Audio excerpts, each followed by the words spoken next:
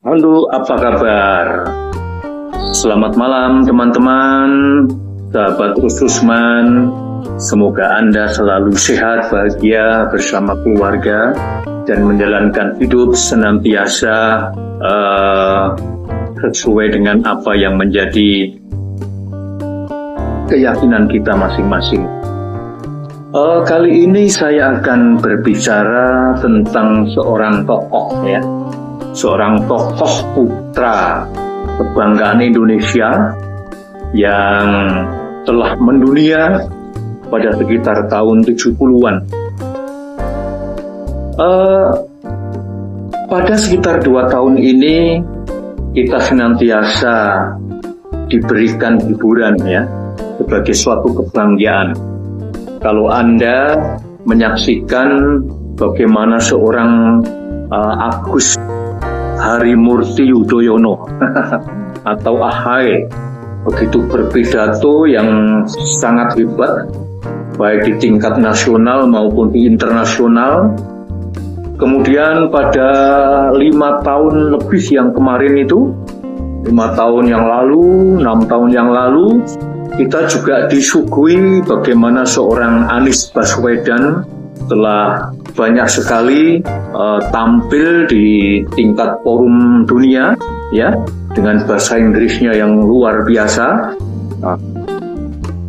Berpidato dengan bahasa Inggris itu memang tidak semua orang bisa dengan lancar, meskipun mungkin orang bisa berbicara dengan bahasa Inggris ya, tapi tidak semua mampu berpidato dengan bagus. Namun demikian Bapak Ibu sekalian, sebenarnya ya Indonesia memiliki banyak sekali tokoh-tokoh yang mendunia. Pada tahun 70-an bahkan sebelumnya ya tahun 60-an lah ya, 65, 64, kita mempunyai seorang tokoh yang luar biasa. Siapa dia? Dia adalah Adam Malik. Adam Malik seorang putra dari Pematang Siantar ya, Sumatera. Ini sungguh membanggakan kita semuanya. Nah, bahkan pada akhir-akhir masa karirnya, beliau telah dipercaya oleh masyarakat Indonesia bersama Pak Harto ya, Presiden Soeharto telah berduet untuk menjadi presiden dan wakil presiden. Nah, kita punya wakil presiden yang sangat membanggakan, mempunyai pengalaman yang sangat mendunia. Oleh karena itu judul video yang saya suguhkan pada Anda sekarang ini adalah Putra Bangsa yang Mampu Menggedor Pintu Dunia. Oke, mari kita jelajahi bagaimana prestasi-prestasi yang telah ditorehkan oleh seorang Adam Malik. Silakan. Menjadi duta besar luar biasa dan berkuasa penuh untuk negara Uni Soviet dan Polandia, yaitu pada tahun 1962. Berarti masih Orde Lama ya ini ya. Menjadi ketua delegasi Republik Indonesia untuk perundingan Indonesia dengan Belanda mengenai wilayah Irian Barat, tempatnya di Washington DC, Amerika Serikat. Menjadi ketua delegasi untuk Komisi Perdagangan dan Pembangunan di PBB, yaitu pada tahun 1966. Menjabat sebagai Wakil Perdana Menteri II atau Waperdam II, sekaligus sebagai Menteri Luar Negeri Republik Indonesia di Kabinet Dwi Kora I. Sebagai Menteri Luar Negeri di Kabinet Ampera I pada tahun 1966. Pada tahun 1967, ia kembali memangku jabatan Menteri Luar Negeri di Kabinet Ampera II. Wah, ini luar biasa ini ya. Memimpin persidangan PBB untuk memutuskan keanggotaan RRC di PBB Saat itu Adam Malik di PBB menjabat sebagai Ketua Majelis Umum PBB. Ia menggantikan Mr. Howard Hambo, politikus dari Norwegia.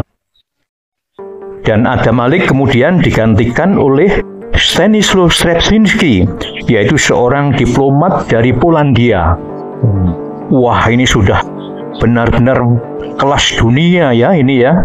Seorang ketua Majelis Umum PBB yang digantikan juga dari tokoh luar negeri, yang menggantikan pun juga seorang diplomat dari luar negeri. Dan seharusnya RRC pun juga berterima kasih kepada Indonesia, karena pada saat RRC mendaftarkan diri sebagai anggota PBB, kebetulan seorang putra Indonesia, Adam Malik, yang memimpin sidang di dalam Majelis Umum PBB itu, dan kemudian menerima keanggotaan RRC sebagai anggota PBB. Adam Malik juga berperan penting dalam berbagai perundingan dengan negara-negara lain, termasuk penjadwalan ulang utang Indonesia, peninggalan Orde Lama. Berarti ini pada awal-awal Orde Baru.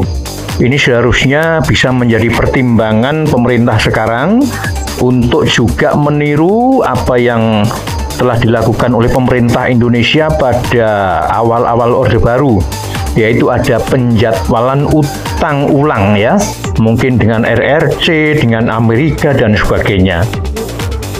Adam Malik memang seorang diplomat ulung yang pernah dimiliki oleh Indonesia. Ada sederet kalimat yang waktu itu konon sangat terkenal dan sering diucapkan oleh Adam Malik, yaitu berbunyi, "Semua bisa diatur." Semua bisa diatur, ini sering diucapkan oleh Adam Malik di dalam setiap pembicaraannya dengan para diplomat asing. Ini menunjukkan bahwa sebagai seorang diplomat, ia memang dikenal selalu mempunyai 1001 cara serta 1001 jawaban atas segala macam pertanyaan dan permasalahan yang dihadapkan kepadanya. Tapi sayang sekali kalimat itu semua bisa diatur kemudian dipelesetkan ya di dalam dunia politik kita, seolah-olah itu menjadi peluang untuk diterapkannya KKN oleh pihak-pihak tertentu yang tidak bertanggung jawab. Atas segala prestasi yang telah dicapai oleh Adam Malik itulah, kemudian ketika beliau meninggal, istri dan anak-anaknya mengabadikan namanya dengan mendirikan Museum Adam Malik. Konon museum itu bertempat di Jalan Diponegoro nomor 29, Menteng, Jakarta Pusat. Berbagai tanda kehormatan pun sempat juga diterima oleh Adam Malik.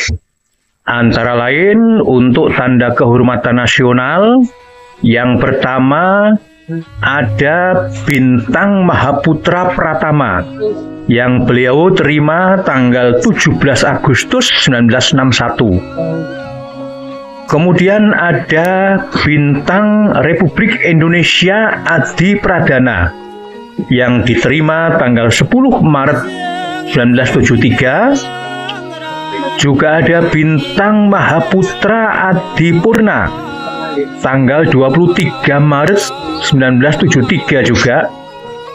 Dan ada Satya Lancana Pepera yang beliau terima tanggal 29 April 1977. Ada juga beberapa tanda kehormatan luar negeri. Yang pertama adalah dari Kamboja, yaitu Grand Cross of the Royal Order of Suhamatre yang diterima pada tahun 1968. Kemudian dari Malaysia, Seri Maharaja Mangkunegara Tun yaitu diterima 1970. Dan dari Italia ada Knight's Grand Cross of the Order of Merit of the Italian Republic, yaitu diterima tahun 1972. Ada juga dari Prancis, Grand Cross of the National Order of Merit tahun 1972 juga. Dari Yugoslavia, ada dua, yaitu First Rank of the Order of the Yugoslav Flag White Sash diterima tahun 75, dan juga Yugoslav Star White Sash of the Order of the Yugoslav Star diterima tahun 83. Kemudian dari Korea Selatan, Grand Gangua Medal of the Order of Diplomatic Service Merit 1991, dan kemudian Filipina, Grand Collar of the Order of Lakandula tahun 2017. Ini baru saja, ini 2017. Jadi diterima pada saat beliau sudah meninggal ya. Adam Malik memang seorang putra negara Indonesia yang sangat membanggakan. Kalau kita urut dari jabatan-jabatan di dalam negeri yang pernah beliau jalankan, yang pertama beliau menjadi Menteri Perdagangan tahun 1962 sampai 1964. Orde Lama berarti ya. Kemudian Menteri Luar Negeri tahun 1966 sampai 1978. Ini berarti peralihan dari Orde Lama menjadi Orde Baru atau awal Orde Baru ini ya. Awal Orde Baru. Kemudian beliau menjadi Presiden Majelis Umum PBB. Nah, tadi yang saya ceritakan itu dijabat tahun 1971 sampai 1972. Kemudian menjadi Ketua MPR DPR RI 1977 sampai 1978. Hanya 1 tahun, karena pada waktu itu Presiden Soeharto menghendaki agar beliau mendampingi Presiden Soeharto sebagai Wakil Presiden, yaitu tahun 1978 sampai 1983. Masya Allah. Jadi ini seorang wakil presiden yang benar-benar mumpuni betul, mempunyai pengalaman segudang. Ini nampaknya Presiden Soeharto itu menunjuk atau meminta seseorang menjadi wakil presiden yang kemudian disodorkan pada MPR itu. Setiap wakil presidennya selalu orang-orang pilihan betul yang mempunyai pengalaman yang sangat mendunia ini ya. Kalau kita lihat dari wakil presiden yang lain pada zaman Pak Harto, memang semua adalah wakil presiden yang sosoknya pilihan betul. Pengalaman lain yang menjadikan beliau mematang di dalam kiprahnya ya, itu antara lain bahwa Adam Malik pernah menjadi seorang jurnalis atau wartawan. Bahkan Adam Malik adalah salah seorang pendiri dari kantor berita Antara, yaitu kantor berita resmi yang dimiliki oleh negara ya. Kemudian pernah turut serta dalam pembentukan ASEAN. Seperti kita ketahui bahwa ASEAN telah berdiri tanggal 8 Agustus 1967 ya, yaitu semacam perserikatan bangsa-bangsanya Asia Tenggara ini ya. Didirikan di Bangkok atau Thailand ya. Pada tahun 1982, Adam Malik menerima Dag Hammarskjöld Award dari PBB. Wah, coba PBB saja memberikan semacam penghargaan ya, memberikan award kepada seorang putra Indonesia. Konon penghargaan dari PBB ini adalah penghargaan tertinggi kepada mereka yang dianggap berperan aktif di dalam menjaga perdamaian dunia. Karena jasa-jasanya yang luar biasa itulah Akhirnya pemerintah Indonesia memberikan atau menganugerahi gelar pahlawan nasional pada tanggal 1998, yaitu berdasarkan keputusan Presiden nomor 107/TK/1998 tanggal 6 November 1998.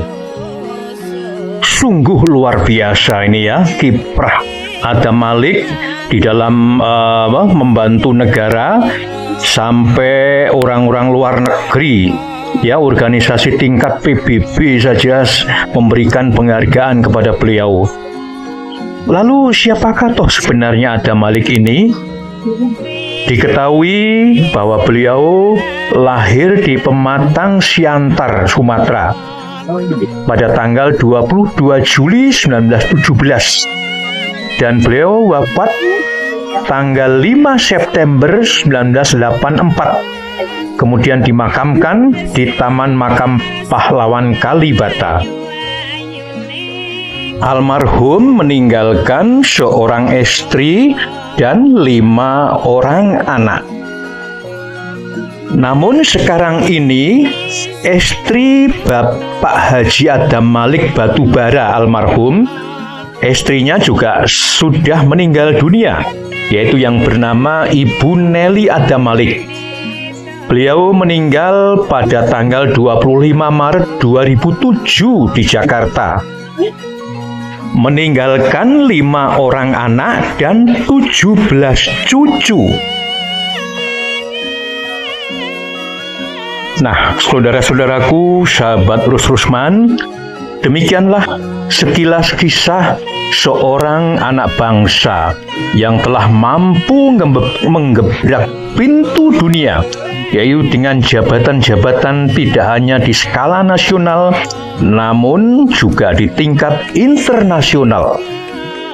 Perlu saya laporkan di sini bahwa Bapak Haji Adam Malik Batubara adalah putra dari pasangan Abdul Malik Batubara dan Salamah Lubis. Ayahnya adalah seorang pedagang kaya di Pematang Siantar. Saudara-saudaraku, ternyata pada era dulu ya, di tahun 70-an kita sudah mempunyai seorang wakil presiden yang luar biasa. Oleh karena itu, wakil presiden di era sekarang seharusnya belajar banyak dan mencontoh wakil presiden kita di era tahun 70-an. Semoga kita memperoleh seorang pimpinan negara yang benar-benar mampu mensejahterakan rakyat dan negara Republik Indonesia yang kita cintai. Terima kasih, selamat, sehat selalu, dan kita senantiasa berdoa semoga diberikan kesehatan, keimanan, ketakwaan kepada Allah SWT. Wassalamualaikum warahmatullahi wabarakatuh. Jangan lupa di-share pada teman dan keluarga agar pengetahuan ini bisa dimengerti oleh khalayak yang lebih luas.